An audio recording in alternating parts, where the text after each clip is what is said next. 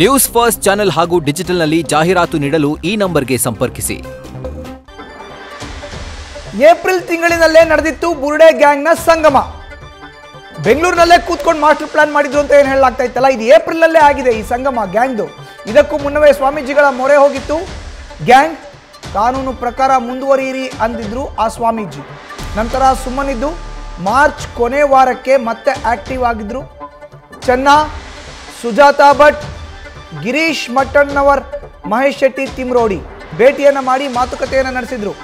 SIT ವಿಚಾರಣೆಯಲ್ಲಿ ಈ ಬಗ್ಗೆ ಬಾಯ್ ಬಿಡದ ಮಾಸ್ಕ್ ಮ್ಯಾನ್.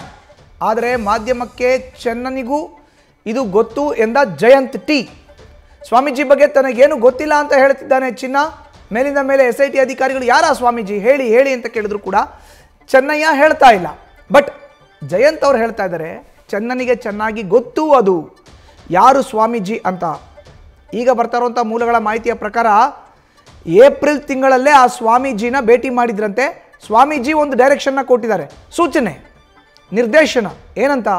ಕಾನೂನು ಪ್ರಕಾರ ನೀವು ಮುಂದುವರಿರಿ, ಕಾನೂನನ್ನ ಬಿಟ್ಟು, ಕಾನೂನಿನ ಚೌಕಟ್ಟನ್ನು ಬಿಟ್ಟು ಏನು ಮಾಡಬೇಡಿ, ಕಾನೂನಿನ ಪ್ರಕಾರ ಮುಂದುವರಿರಿ ಅಂತ ಸ್ವಾಮೀಜಿನೇ ಹೇಳಿದ್ರಂತೆ. ಸೊ ಹೀಗಾಗಿ ಸ್ವಾಮೀಜಿಯ ಮಾತನ್ನು ಕೇಳಿ ಮೋಸ್ಟ್ ಪ್ರಾಬಬ್ಲಿ ಈ ಟೀಮ್ ದೆಹಲಿಗೆ ಹೋಗಿರುವಂಥ ಸಾಧ್ಯತೆ ಇದೆ. ಯಾಕೆಂದರೆ ಕಾನೂನು ಪ್ರಕಾರ ಮುಂದುವರಿಬೇಕಲ್ಲ. ಕಾನೂನು ಅಂತ ಹೇಳಿದ್ರೆ ಕೋರ್ಟ್, ನ್ಯಾಯಾಲಯದ ಮೂಲಕವೇ ಎಲ್ಲವನ್ನ ಮಾಡೋಣ ಅನ್ನೋ ನಿಟ್ಟಿನಲ್ಲಿ ಈಗಾಗಲೇ ಜಯಂತ್ ಟಿ ಅವರು ಕೊಟ್ಟಿದ್ದಾರಲ್ಲ ಹೇಳಿಕೆ. ನಾವು ದೆಹಲಿಗೆ ಹೋದ್ವಿ, ಬುರುಡೆಯನ್ನು ತಗೊಂಡು ಸರ್ವೋಚ್ಚ ನ್ಯಾಯಾಲಯಕ್ಕೆ ಹೋದ್ವಿ, ಅಲ್ಲಿ ಒಂದು ಅರ್ಜಿಯನ್ನು ಹಾಕಿದ್ವಿ ಅನ್ನೋ ಒಂದು ಮಾತನ್ನೆಲ್ಲ ಹೇಳಿದ್ರಲ್ಲ. ಮೋಸ್ಟ್ ಪ್ರಾಬಬ್ಲಿ ಇದೆಲ್ಲನೂ ಕೂಡ ಸ್ವಾಮೀಜಿಯ ನಿರ್ದೇಶನದಂತೆಯೇ ಆಗಿದೆ. ಹೆಚ್ಚಿನ ಮಾಹಿತಿ ನೀಡ್ತಾರೆ ನಮ್ಮ ಪ್ರತಿನಿಧಿ ಶಿವಕುಮಾರ್ ಈಗ ನೇರ ಸಂಪರ್ಕಕ್ಕೆ ಜಾಯಿನ್ ಆಗಿದ್ದಾರೆ. ಶಿವು, ಜಯಂತ್ ಅವ್ರನ್ನ ಮಾತಾಡಿಸಿದಾಗ ಸ್ವಾಮೀಜಿ ಅನ್ನೋ ಒಂದು ವರ್ಡ್ ಹೇಳಿದ್ರು. ಸ್ವಾಮೀಜಿಗೆಲ್ಲ ಗೊತ್ತು ಅಂತ.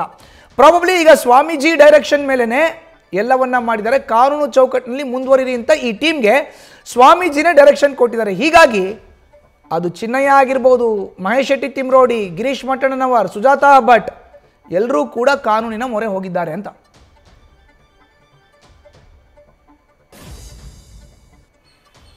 ಮಧುಸೂದನ್, ಧರ್ಮಸ್ಥಳದಲ್ಲಿ ನೂರಾರು ಶೋಗಳನ್ನ ಹೂತಿಟ್ಟ ಆರೋಪ ಪ್ರಕರಣಕ್ಕೆ ಸಂಬಂಧಪಟ್ಟಂತೆ SIT ಚಿನ್ನಯ್ಯನನ್ನ ಅರೆಸ್ಟ್ ಮಾಡಿ ಹೆಚ್ಚಿನ ವಿಚಾರಣೆಯನ್ನ ಮಾಡಿಸಿದ್ದಾರೆ. ಇವತ್ತು ಆತನ ಪೊಲೀಸ್ ಕಸ್ಟಡಿ ಅಂತ್ಯ ಹಿನ್ನೆಲೆಯಲ್ಲಿ ಇನ್ನೇನು ಕೆಲವೇ ಕ್ಷಣಗಳಲ್ಲಿ ಬೆಳ್ತಂಗಡಿ ಕೋರ್ಟ್ಗೆ ಆತನನ್ನ ಹಾಜರುಪಡಿಸಿ ಮತ್ತೆ ವಶಕ್ಕೆ ಬೀಳಲಿಕ್ಕೆ SIT ಅಧಿಕಾರಿಗಳು ಸಿದ್ಧತೆಯನ್ನು ನಡೆಸಿದ್ದಾರೆ. ಈ ಮಧ್ಯೆ ಇಡೀ ಪ್ರಕರಣಕ್ಕೆ ಮತ್ತೊಂದು ಹೊಸ ಟ್ವಿಸ್ಟ್ ಬಂದಿರುವಂತದ್ದು. ಅಂದ್ರೆ ಇಡೀ ಪ್ರಕರಣದ ಮಾಹಿತಿ ರಾಜ್ಯದ ಓರ್ವ ಪ್ರಭಾವಿ ಸಮುದಾಯದ ಸ್ವಾಮೀಜಿ ಅವರಿಗೆ ಎಲ್ಲ ಸಂಪೂರ್ಣವಾದಂತಹ ಮಾಹಿತಿ ಇತ್ತು. ಇದೇ ಗ್ಯಾಂಗ್ ಸ್ವಾಮೀಜಿಗಳಿಗೆ ಮಾಹಿತಿಯನ್ನ ಕೊಡುವಂತ ಕೆಲಸವನ್ನ ಮಾಡಿದ್ರು. ಕಳೆದ ಏಪ್ರಿಲ್ ನಲ್ಲಿ ಎಲ್ಲರೂ ಕೂಡ ಕೂತ್ಕೊಂಡು ಪ್ಲಾನ್ ಅನ್ನ ಮಾಡಿ ಯಾವ ರೀತಿಯಾಗಿ ಎಕ್ಸಿಕ್ಯೂಟ್ ಮಾಡಬೇಕು ಅನ್ನೋದನ್ನ ಬೆಳ್ತಂಗಡಿ ಬೆಂಗಳೂರಿನಲ್ಲಿ ಚರ್ಚೆಯನ್ನ ಮಾಡ್ತಾರೆ. ಆದ್ರೆ ಇದಕ್ಕಿಂತ ಮುಂಚಿತವಾಗಿ ಕಳೆದ ಒಂದು ವರ್ಷದ ಹಿಂದೆನೆ ರಾಜ್ಯದ ಓರ್ವ ಪ್ರಭಾವಿ ಸ್ವಾಮೀಜಿಗೆ ಮಾಹಿತಿ ಕೊಡುವಂತ ಕೆಲಸವನ್ನ ಈ ಗ್ಯಾಂಗ್ ಮಾಡಿರುತ್ತೆ ಅನ್ನೋ ಮಾತನ್ನ ಮಾಧ್ಯಮಗಳ ಮುಂದೆ ಸ್ವತಃ ಜಯಂತ್ ಹೇಳಿದ್ರು. ಈ ವಿಚಾರ ಅಂದ್ರೆ ಧರ್ಮಸ್ಥಳದಲ್ಲಿ ನಡೆದಿರುವಂತ ನೂರಾರು ಶವಗಳ ಹೂತಿಟ್ಟ ಪ್ರಕರಣ ಏನಿದೆ ಇದು ಚಿನ್ನಯ್ಯನಿಗೆ ಚೆನ್ನಾಗಿ ಗೊತ್ತು. ಜೊತೆಗೆ ಈ ವಿಚಾರವನ್ನ ರಾಜ್ಯದ ಓರ್ವ ಸ್ವಾಮೀಜಿ ಬಳಿಲೂ ಕೂಡ ನಾವು ಹೋಗಿದ್ವಿ.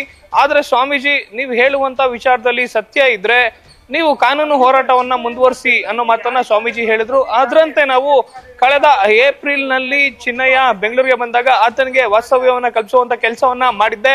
2ನೇ ಬಾರಿ ಬಂದಂತ ಸಂದರ್ಭದಲ್ಲಿ ಖಾಸಗಿ ಹೋಟೆಲ್ ನಲ್ಲಿ ಚಿನ್ನಯ್ಯ ಉಳ್ಕೊಂಡಿದ್ದ.